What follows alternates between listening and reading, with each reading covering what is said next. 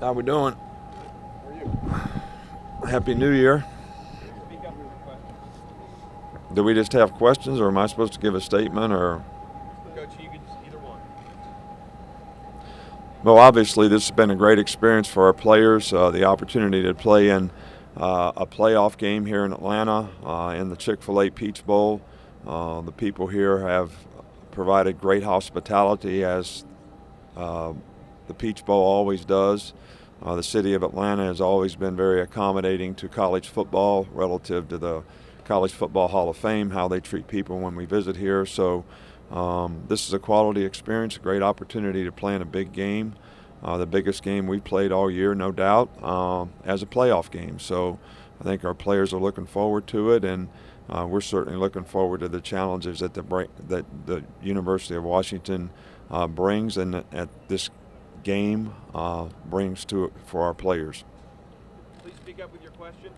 Nick, when you talk about player development, how far is Ruben Foster from? Well, Ruben has obviously been a very, very productive player for us. Guy plays as well as any linebacker in the country. He's got great intensity. He's very instinctive. He's developed into a player that can run the defense, make the calls, understands exactly what we need to do. He does a great job in preparation, and probably plays as hard as anyone could ever ask a player to play. And I think his production and performance has reflected upon that. And as a young player, some of those things you could see the ability, but maybe the maturity to be able to go out and execute was not exactly what you needed it to be. But for the last 2 years, he's been probably our most productive player at that position for sure. Did you have to reteach him how to tackle? Yeah, we sure did. He had a lot of problems early on. He was one of those guys that liked to put his head down, had some shoulder neck issues because of that. And, we tried to teach him how to tackle near leg, near shoulder with his face up and not use his head, which is how we teach all of our players. And he's very athletic, so it wasn't hard to change the technique, to develop the right habit. Took a little time, but I think it's benefited him. It's benefited his safety as a player as well. Talk a bit about Jalen's development from the start of the season. Now, where has been the biggest area of growth? Well, I think Jalen has grown in probably all areas as a player. Certainly his leadership, his command and understanding of the offense. We're a little more diverse now than we were early on when he played. We had to focus a lot on quarterback runs and only certain types of passes. So as the season has gone on, we have tried to develop him as a passer in terms of reading, being more comfortable in the pocket. And I think he's made significant progress in those areas. And it'll be certainly important in this game because of their ball hawking type secondary and the way they break on the ball, and that he does a really good job with his eyes as well as understanding where to go with the ball. I know a lot's been asked of Coach Peterson about his trick plays. How difficult is it to prepare for that? Because they don't necessarily fit into a tendency report. Teams maybe don't use one trick play twice. Does that add to the challenge of trying to prepare for that? Well, I don't think there's any question about the fact that they don't just use trick plays. They're very effective at executing those plays as a part of their offense, and they have a significant number of them, so it really is difficult to prepare for all of them because you don't know which ones you're going to get. I'm sure that the way they approach it is they have their 3 or 4 that they're going to do in that particular game, and that's what they get ready to play, and those probably change, in every game as the season goes on. So when you look at the whole sort of catalog of all those trick plays, it's pretty significant amount of work that you need to do to try to defend those things. You go back to Boise State from? Yeah. Hey, Coach, outside of the secondary, which you have mentioned, what do you think is the biggest challenge that Washington presents your team? Well, are you talking about their defense, or are you talking about their entire team? Just in general. Well, I think that this is by far the best all-around team that we've played all year long. They score 44.5 points a game on offense. They've got a really good quarterback. They've got really good skill players on offense at the receiver and running back positions. They've got lots of speed. They make a lot of explosive plays, very well-designed concepts offensively in terms of, what they do and how they execute it extremely well. When you go on the other side of the ball, they're one of the top, defensive teams in the country in terms of points allowed. Number one in takeaway ratio, turnover ratio for the whole season. They play smart. They're very physical. They don't make a lot of mistakes on defense. And they're a good tackling team. So all these things contribute to the success that they have. Their two inside players are really physical guys that, create some issues for you inside. So this is a really, really good all-around team. And when you get to special teams, because they have good skill players on offense, they have good returners, and they have good specialists, and they do a good job in all phases of the game. So you don't have to watch much to see how challenging a team this is to prepare for and to play against and to have success against. You mentioned before the influence that Don James had on you. Can you elaborate just in terms of the effect he had on your life?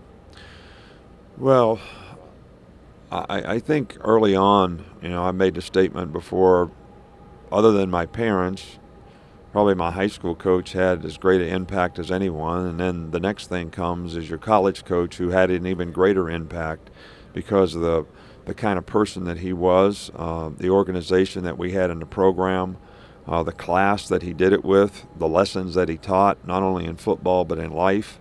I would never be a coach, never be sitting here as a coach if it wasn't for, Don James. I had no intentions of being a coach. He called me in after my senior year and said, "I want you to be a GA." I said, "I don't want to go to graduate school."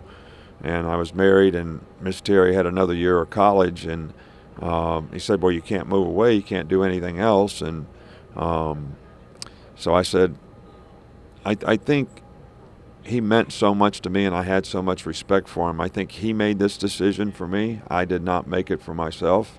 And I've been doing it ever since. And I've tried to take a lot of the philosophical things that he does when it comes to creating value for players, not only how you develop them on the field, but how you develop them as people, the importance and value of people in your program graduating from school and developing a career off the field, and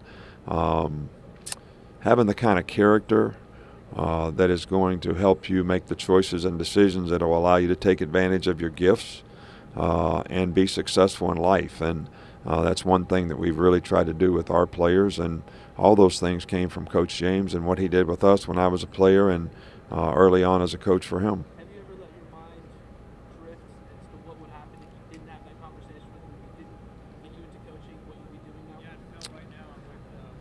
now? I can only tell you that my dad had a service station in West Virginia, so from the time I was 11 years old, I worked at the service station, and it's different than self-serve. You work on cars, you change tires, you grease cars, you wash cars, and you pump gas. So I was always around cars, and probably would have gone to some place to learn how to be in the car business some kind of way. And I think that when my mind does drift, I oftentimes thank Coach James for this, because every car dealer that I've ever had or known all wants to be a coach. So I think he headed me in the right direction. Nick, you've probably, as many guys as you've had leave early for the NFL, you've had probably as many as anybody who came back for another year to try to increase their value. How much does that precedent sort of feed on itself in your program, where guys see that and maybe it influences their decision? Well, I think the biggest thing we try to do with our players is we try to get them to make a quality business decision. Going to the next level is a business decision, and a lot of it, from a business standpoint, where you enter the NFL is where you're going to be for 3 or 4 or 5 years. So to make a good business decision about, you can't improve your value once you get in the draft. It is what it is. And what a lot of people don't realize is everybody wants you to come out for the draft, but as soon as you say you're in the draft, every team looks for reasons not to draft you because everybody's looking for a quality person, a good teammate, and a good player. So they're making a significant investment, and they want to make sure that they're getting quality for what they want to invest in. So if guys can improve that as college players, that's certainly something that we would like for them to do, and we've had a significant number of guys that have done that and come back and improve their draft value. And we've had guys that have gone out because it was the right thing for them to do, and they have done extremely well. So, and I think every case is different. And I think our players, because they've seen both sides of this, sort of understand the business side of all this. You don't make emotional decisions to go out for the draft. Everybody wants to play in the NFL, but it's not going to go anywhere. So to make the best choice and decision for you based on the value you have and the future you have as a football player is important. And, you know, getting an education is also an important element of all that as well, because even if you had a great NFL career and you played for 8 years, your football playing days would be over at 30. All right, so you have 50 years to do something else. And I think what you do and the choices you make when you're in college can have a significant impact on those years as well. What are your thoughts on Media Day? I'm sorry? What are your thoughts on Media Day? What are my thoughts on Media Day? I love seeing you all. I think you do a significant amount of positive things for our players in terms of providing interest for fans, as well as a lot of positive self-gratification for the things that they do. And we certainly appreciate that, no doubt. So, you know, I love all of you. What did you know about Sark before coming to Alabama? Oh, I've known Sark for a long time. I always had a tremendous amount of respect for him. I think he's done a really good job everywhere that he's ever been. And having him with us for 3 or 4 months this season certainly taught me a lot about the kind of person that he was and how he is managing and battling the issues that he's had in the past. And I think there's a lot of folks out there that have made mistakes in their life before, and you know, when they work hard to try to take advantage of any future opportunities, I think that should be recognized. And certainly he's made a positive contribution for us, and I think has really got a significant background of being very successful at what he does as a coach.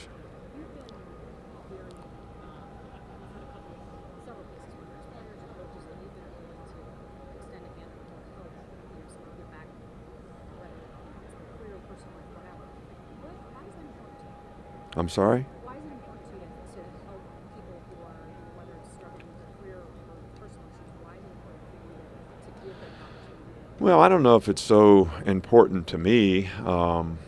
I certainly would not have anybody in our organization that I didn't have confidence that would make a positive contribution to the players and the organization as a whole.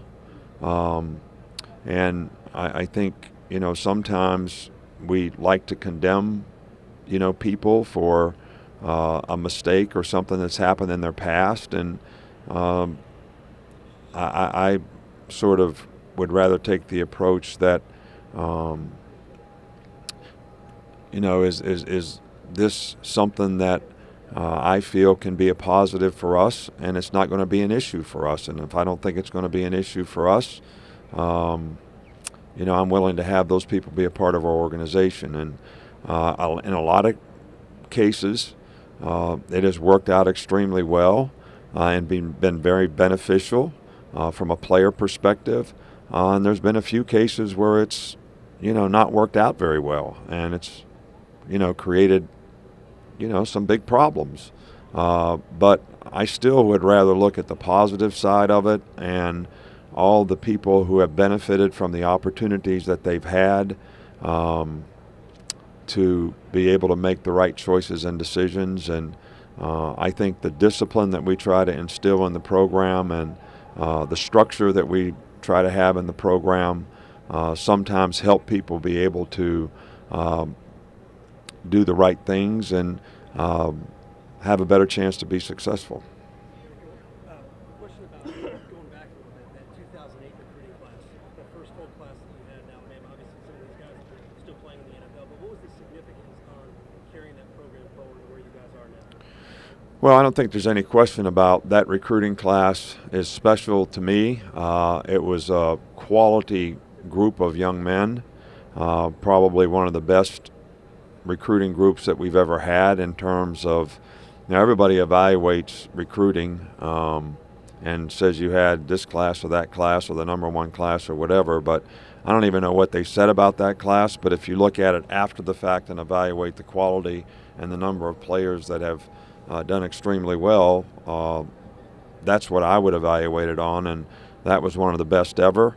And I think the thing that makes it special to me is, we weren't any good when all those guys came to Alabama. We'd just gone 7-6 and struggled through a season and lost to UL Monroe and had a really, really tough first year. And those guys all trusted and believed in what could be accomplished and what the program could do to benefit them. And they came to prove something. And that's why that group is extremely special, to me. And there was no question that that was the group that helped us turn the corner and become a nationally recognized program. During games, as the head coach, you kind of have to have a hand in everything, and you also have to delegate lots of things. I'm wondering how you kind of, again, during games, balance that, where you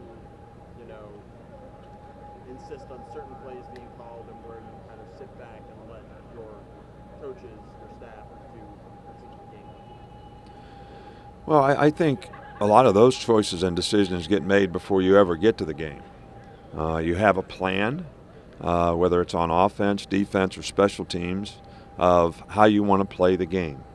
And I think my role during the game is to try to just make sure that we're sort of staying with the plan. And if we need to make adjustments in the plan, what are those adjustments going to be? And can the players actually effectively execute those things and do those things relative to what we need to do to try to make it work? So that's more my role in it. I don't really say call this specific play or call this specific defense. I might say we need to run the ball a little more. I might say, we need to pressure the quarterback a little more. I might say that our pressures are not effective. We need to try to cover. So it's more general and philosophical relative to the plan of attack.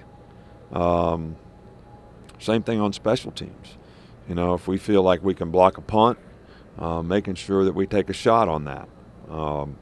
So all these choices and decisions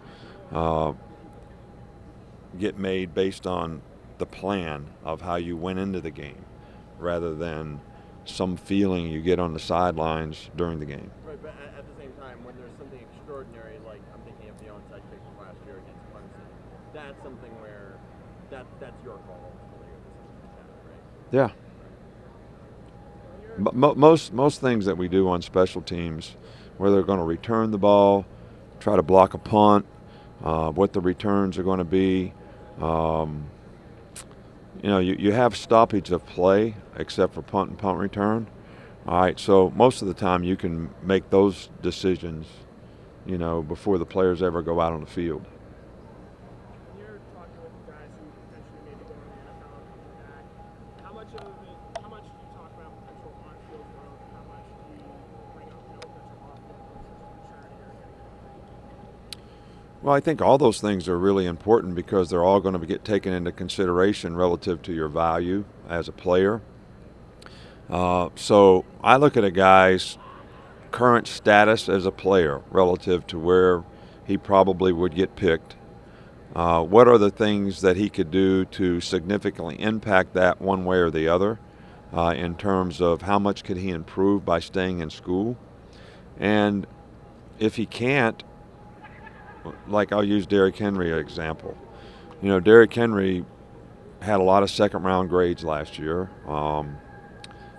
What he got from the junior committee was pretty consistent with that. But Derrick Henry was a great person, a hard worker, had done everything that anyone could ever ask him in terms of being a really good football player, had a very, very productive year. And even though he may have gotten picked similar to where he got picked, is it more effective for him to come back to school, or can he improve his draft status relative to how he played? And I didn't particularly think that he would significantly impact that. Jonathan Allen, who had very similar type circumstance, probably could impact his position in the draft very significantly by coming back and being productive, and I think he's probably done that. So every one of these cases are different, and that's how we try to look at it. Now, ultimately, it's the player and his family's decision as to what they do. I just try to provide them the best information to make the best decision that they can. How much have you talked with Kirby Smart, just whether it be football like that? I don't really talk to anybody during the season. I don't have time for if somebody has, especially guys that are former coaches that have coached for me. If they have issues and problems, sometimes they'll call and ask a question about handling, managing. What would you do? How do you think we should do this? And I always have time for them from that standpoint, but we don't. I don't have time to be just calling guys to chat and see how things are going. And I don't think they do either. Questions? Coach, I wanted to ask you about after replacing Sean Dion. He obviously made those calls, sets at the line, front seven. How do you feel like Sean will handle that role? Well, I think that we don't want to really burden. I think Ruben made calls. I think Sean Dion was a very bright guy that had great understanding of what we were doing. So I think the two of them together created a comfort zone for each other. I think Ruben is the guy that's going to have to take a more confident role in being able to do these things to help Rashaan Evans feel comfortable and confident in about what his responsibilities are and what he should do. So, and Ruben's capable of that, and he's done that. So it's just that the two of them both had experience and understanding. So together, it was a little easier for them. But I think Ruben has done a good job of that, in these practices, and the extra practice time has been beneficial for both. Nick, how many you talked about Jalen's development, being the son of a coach, helping him speed along that plan. Lane has talked about, even those in his career having a dad as a coach. What can you see specifically in Jalen that coaching background to have a guy he can ride home with for practice every day, his father and his coach? Well, my dad was a coach too, and he didn't go to college, so he coached us in Pop Warner. He coached us in American Legion baseball, and I think that what I took from that was where everybody else just went home, and maybe their folks had other things that they would spend a lot of time emphasizing. When your dad's a coach, I think you spend a little bit more time talking about and developing a better understanding of the game itself and the things that are important in the game. And I know that was significant to me as a young player growing up. And I think that that probably was something that help Jalen grow and develop an understanding and a disposition in terms of competition to be able to be a consistent player. Because of all the success that you've had here, there was always speculation about you going to the NFL.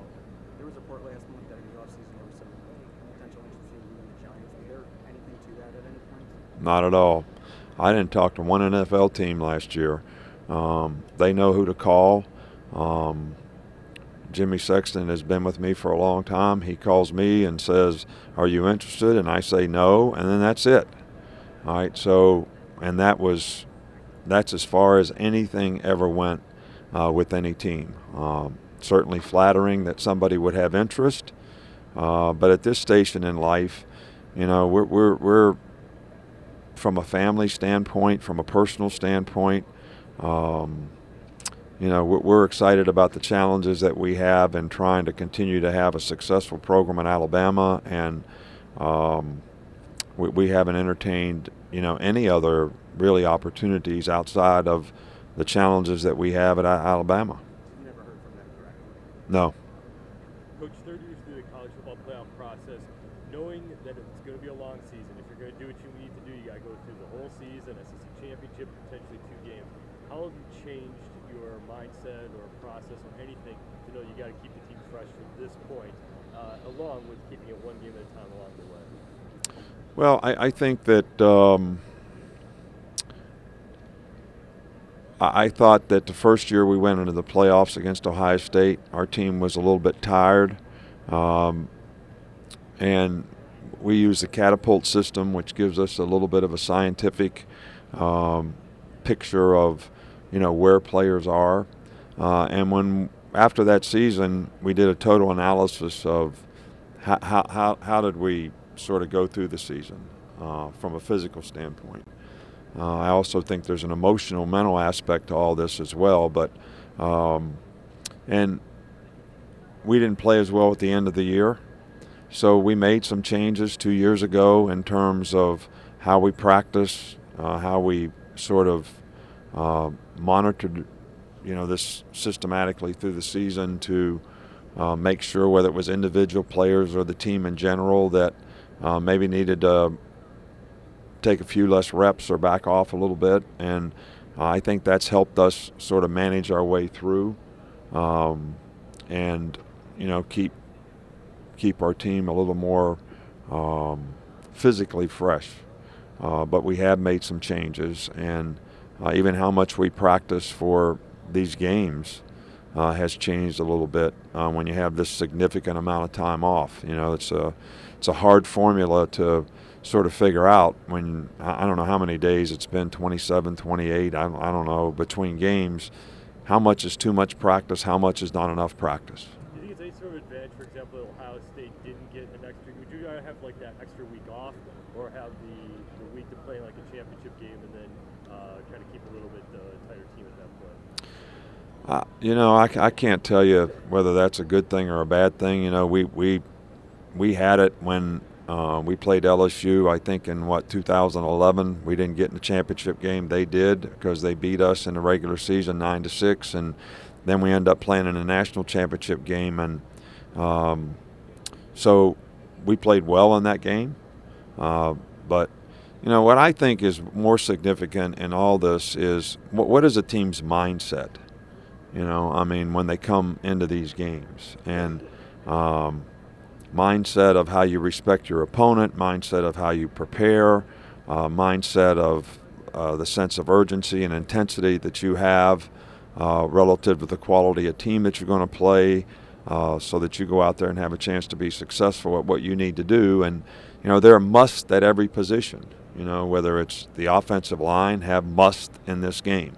The receivers have must in this game. The DBs have must in this game. The defensive line have must things that they must do to help their unit have a chance to be successful. So the mindset that guys go into these games, I think, has a lot to do with, how well you perform and how well you play. And as a coach, you try to sort of gear that, and sometimes people respond very well, and sometimes maybe not as well as you'd like, and maybe there's something that you feel like you could have done better. So, and until you go out there and play, you really don't always know exactly what that might be. Are you able to gauge that relatively well at this point in the season? Like, your players all seem like they've got the right mindset. Does it come with experience of being here before? They've got that mindset that these guys pretty much know what they have to do at this point too. Well, I'm hopeful that they do, but I guess there's two ways that you could, kind of say that is you're acting like you've been here before, or you're not acting like you've been here before. I mean, it could go either way. It probably is a relative degree, not sort of something that you can say is 100%. You just hope that the degree is hot enough to make the water boil. Coach, what are the differences in developing a senior quarterback like Hooker last year through a national championship run to now Jalen Hurts, basically an 18-year-old? Well, two different, totally different kind of players, two different people in terms of one guy's a fifth-year senior who did an outstanding job for us relative to what we asked him to do. And, having a younger player that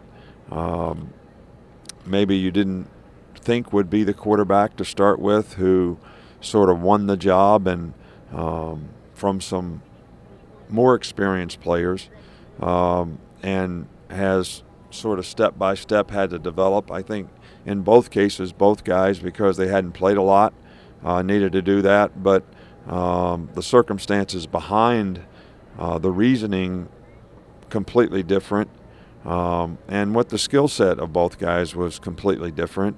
And I think the good job that we've done offensively, that Lane has done offensively here, is to do what those guys could do and to help those guys develop into things that they could do best, and not to ask them to do a whole lot of things that they weren't ready to do. Can you pinpoint a game where you maybe thought that he filled the whole shoe of being the starting quarterback and was ready to take off the rest of the season?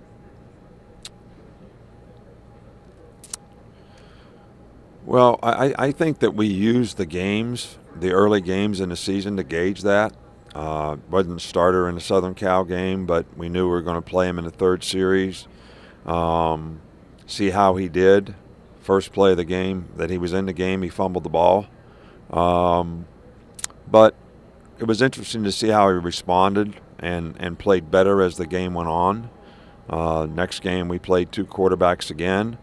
And then, we sort of felt like, even though there was a ways to go in terms of improvement, that he gave our team the best chance to be successful based on his skill set and the players that we had. So it was kind of a work in progress. I don't know that there was one moment that I can remember that I said, I'm going to go propose to this guy. Kind of like you figure out when you get married, I made this decision, let me put it in motion. I don't remember that. What about sports nutrition? We're asking about the importance of that and what kinds of things the guys have had to learn. Well, I think we have a tremendous nutritionist that does a fabulous job with our players. Miss Amy has a tremendous background. I think that one of the most important things is the players trust her, which is always important when it comes to any kind of medical, issue.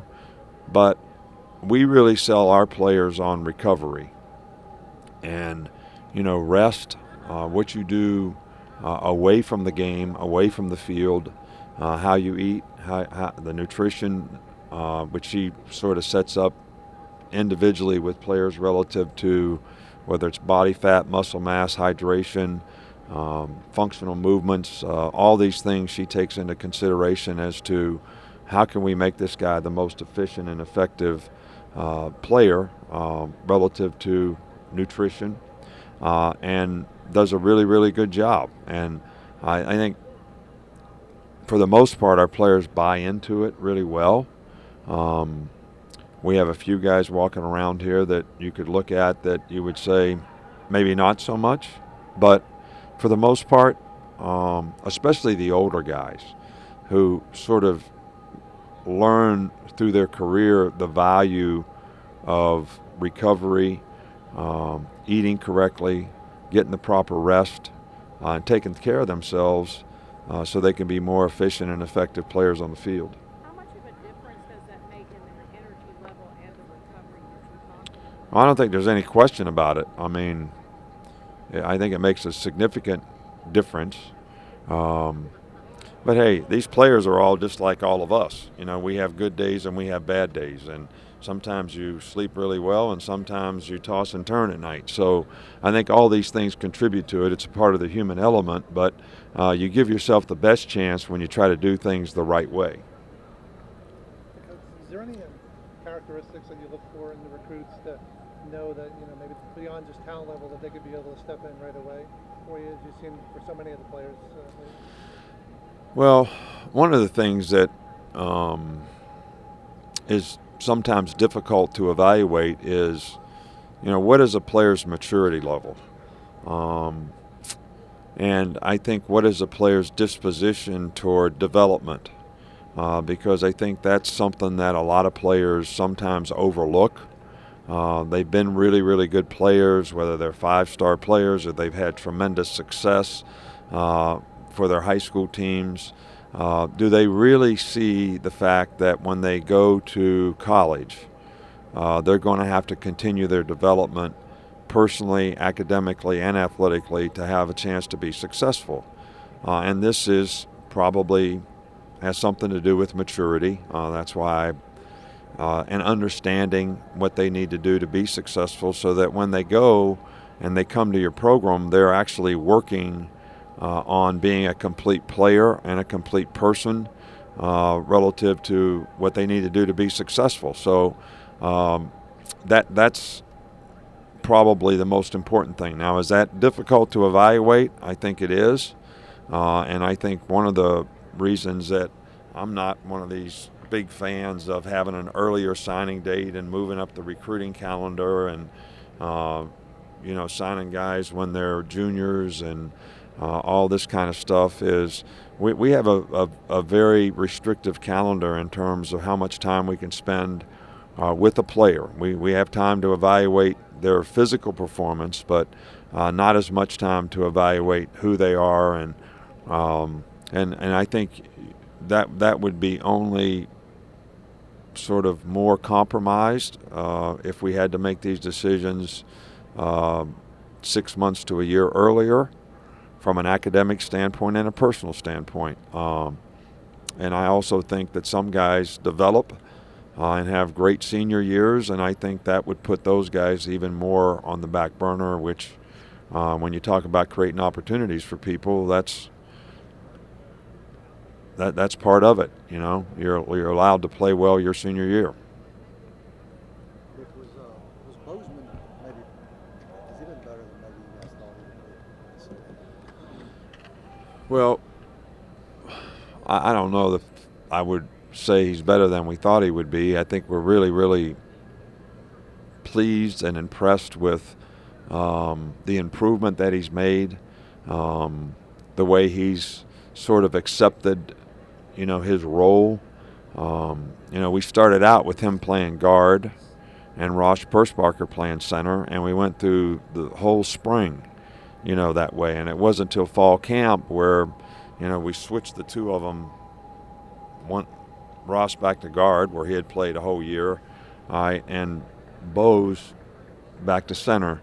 And that has worked out, I think, very well for both players. But I think when, you know, you're talking about a center, you never really know for sure how a guy's going to respond to the responsibility that a center has and must take in terms of how he affects the other guys in the offensive line relative to making calls, leadership, understanding what the other team's trying to do and what you've got to do to try to get them blocked, and whether it's pass protection or run plays. And I think that's the part that he has done very, very well. And that was always the concern, playing a guy that hadn't played that position all that much. How much more important was it with a freshman quarterback? Well, I don't think there's any question about the fact that when you have a young guy playing quarterback, that the offensive line making their own calls and being able to point things out and understand and correct him even if necessary are all things that can be beneficial to making that guy at quarterback feel more comfortable and confident in terms of what he needs to do his job. Was there any specific reason why you guys made the switch back in the spring? I always look at things like, okay, everybody always says to get our best players on the field, we need to play this guy at this position and that guy at that position. But I think sometimes you got to look at it like, well, are we worse at those two positions, or because one guy was really good at one thing and now we made him sort of above average, and the guy that's taking his place is not as good as he was. So I think it was a little bit like, Ross was really good at this. Bose had played backup center all last year and started in a couple games. Are we really better at these two positions by playing these two guys? Ross had never played center, so we sort of came to the conclusion that we had a better guard. Let's play him at guard, and we'll take our chances developing Bose at center, and he did a really good job for us. Nick, everybody works on creating turnovers in practice. Everybody does that. Washington seems to do it really well. What do you see on tape? Why do they do it? Well, they attack the ball, and I think you really have to coach players and to we start every meeting on defense, the ball, and attacking the ball, and we start every practice with a turnover drill to try to get the emphasis of the players creating an awareness for attacking the ball. And you got to do that in a way where you're still a good tackler and understand that when can I take a shot at the ball, who carries the ball loosely, what is the best technique to try to get the ball out if I have an opportunity to do it. So, this is something that I think maybe we all take for granted sometimes, that players sort of get this part of it. But I think you have to teach them how to do that and create an emphasis on doing it. And I think they do a good job of that, no doubt. We've tried to really emphasize it, and I think it helps your team two ways. You're doing it against each other, so it actually helps your offensive players take care of the ball better, as well as creating an awareness of the defensive players to attack the ball. And they're plus 21. Have you found over the years that turnover margin is one of the more important stats? I think it's the most important. I think, I don't know, there was how many years ago it was, but there was somebody who came out, and they do a lot of stats in the NFL especially, that was the most significant statistic that impacted winning and losing. When you were talking to Jonathan Allen about whether or not he should come back last year, what were the main things you were telling him? Well, we've had several guys, C.J. Mosley, Chance Warmack, Mark Barron, Jonathan Allen, I think would fit into this category. Probably several other guys that I'm just not thinking of right now, but that had these sort of I'm going to call them marginal first-round grades, but really solid second-round grades when they were juniors. And the thing that I try to emphasize with them is, when you go out for the draft, you can't improve your draft status. So you got to understand this is probably where you're going to get picked. And, teams will look to see why they shouldn't draft you. Because they're making an investment and they're going to do all the research possible to figure it out whether this is a good investment or not. If you decide to stay in school, you have a chance by how you play and the things that you do to improve your draft status. And then we try to make a business decision like, okay, if I'm going to be the 40th guy picked in the draft, I'm going to have an $8 million contract. If I can be the 5th guy picked in the draft, I'm going to have a $20 million contract. So is it worth it for me to come back and do that and graduate and try to improve my draft status? And a lot of players, some of our players have seen a benefit in this. Other players we've had that got picked in the second round, whether it was Eddie Lacy or Derrick Henry last year, I never thought they could improve their draft status by coming back to school. So even though they got picked in the second round, and I thought they would get picked in the second round, and that's where all the indicators were that they would get picked in the second round, I didn't think that coming back that they would impact their draft status. So it's ultimately the player's decision, but we just try to provide the best information for them and their families to be able to make the best business decision they can. I think where so many guys make a mistake, they try to make an emotional decision about this. Everybody wants to play in the NFL. We don't have many guys on our team or many college players that I know or even high school players that are becoming college players that don't have an ultimate goal to want to play there. But I still think there's a business aspect to it that is very important, especially for a junior coming out early, because where you enter goes a long way in creating some stability and security for you, at least for the first 4 or 5 years of your career.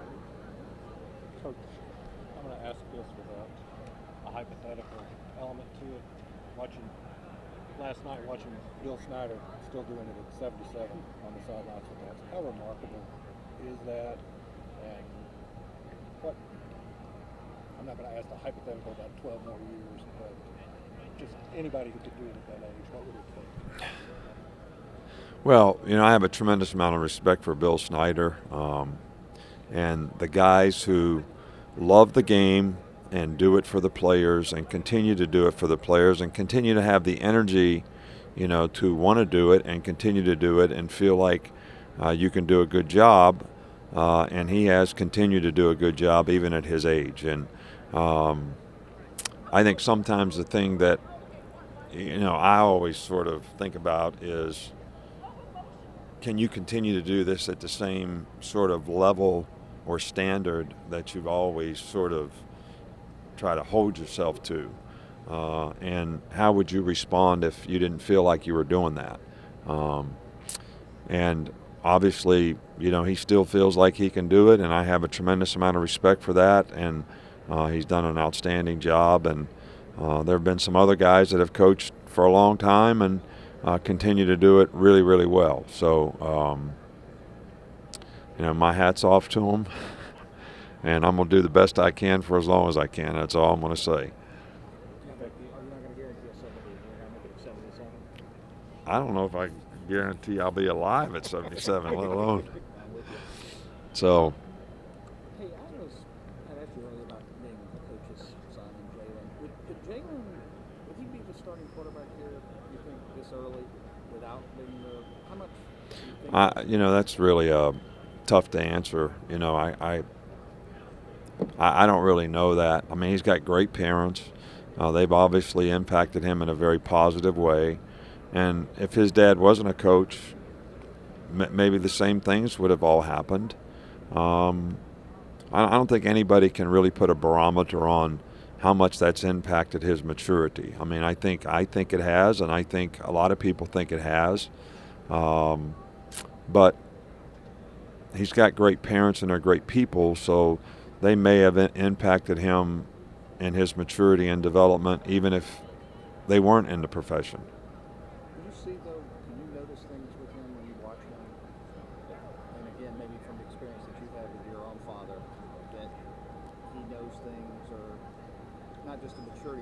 how he knows football. That maybe there's a little more football intelligence there because of that. Well, I think yes, but I also think the most important thing is his approach to the game. You know, how he prepares, you know, how he watches the film and tries to learn. How I talked about, you know, guys having the attitude of developing when they go to college and how important that is. And he is really into how can I improve, how can I develop, you know, watching the film, trying to learn. So I think that contributes in a significant way. Now, having a parent as a coach, that probably impacted, you know, his attitude toward all that. But I think that's helped his development as well. Talk to you about what your dad meant to you and how that brought you along in to where you are today. What was the most important thing you think you learned from him? Not your dad, the father, but your dad, the coach. Well, I think first of all, standard. You know, my dad was a perfectionist. He expected you to give your best and be your best in everything you tried to do. And he certainly held us to that standard, you know, when we competed, whether he was coaching us or whether he was watching us play. And I think there was the work ethic part of it. Had to be a part of that you could never sort of get to that standard if you didn't have the discipline and work ethic and perseverance to really want to be good and do things at a high level. And I would say that's probably the thing that, even though he never used those words, that was the expectation, and that's sort of how that was the standard that he expected, and I think that got established at an early age for me, and it's certainly been most beneficial to me in my career.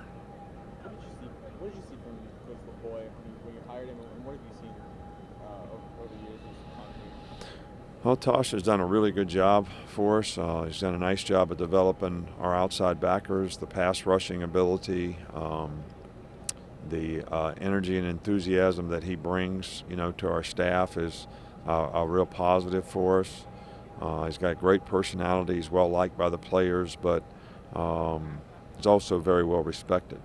And the players respond well to doing things the way we want them done. And he's very good at trying to implement, you know, those things with his players. And he's good at developing personal relationships, which I think is one of the things that really helps him be an outstanding recruiter. He obviously had a little bit of a say in building Washington's front seven. How similar do they remind you of the front seven you guys have? Well, they're very good. They got very good players, and you know, they got powerful guys that very difficult to block, especially inside. They've got a lot of speed on the field at end and at linebacker. So I don't really make comparisons or don't. I mean, we have sort of a, you know, criteria for how we want to recruit players, and I don't really know what their criteria was, but they have some players that would certainly fit into the way we like to do things here. You told us earlier you really enjoyed spending this hour with the media. It's a lot of fun for you. And I guess it's fair to say that you'd rather be doing something else in this last hour? Well, why you guys want to put me on a spot like that? No, I think this is an important part of it. And I know that sometimes you all think I don't value the media. I do. I think it's really a positive for the game, the kind of coverage, kind of exposure that it provides for programs and players and coaches and creates a lot of interest and a lot of fans, which is what makes the game what it is. So you're a conduit to promoting our game, and I respect that and certainly appreciate it, and in no way think it's not an important part of what I have to do. I thought the horn blew. Dakota said that after that incident, you kind of shared a story with him. Do you remember any of that? And can you tell me just like what you talked with him about the incident? Well, I told him that one of the reasons that I've never was allowed to go hunting, because I grew up in West Virginia, and first day of deer season there was nobody in school. Nobody went to school. Everybody went deer hunting. And there was a guy I was in 8th or 9th grade, and he was the best athlete in the school. The best athlete in the school was a quarterback, good basketball player, and he actually shot his leg off, in a similar kind of hunting accident, and was never able to play again. Had a great future, very significant prospects for what he could have done athletically and even opportunity-wise to go to college or whatever, and it never ever transpired for him, and the guy didn't do very well past that, and my dad always kind of used that as an example of how careful you have to be and how important safety is when you do something like this. But he just had a rule: if I don't go with you and make sure that I can provide that kind of direction and safety for you, that you're not going to go. So I never did. But very unfortunate. But Dakota's comment was I'm really lucky that I just shot my finger off. And I hate it for him. I hate what he's had to go through relative to this incident, and I know how important it is for him to contribute to the team, and he probably won't be able to because of that, but it could have been a lot worse. Okay. Thanks, guys. We're done. We got to go. Thank you. Thank you.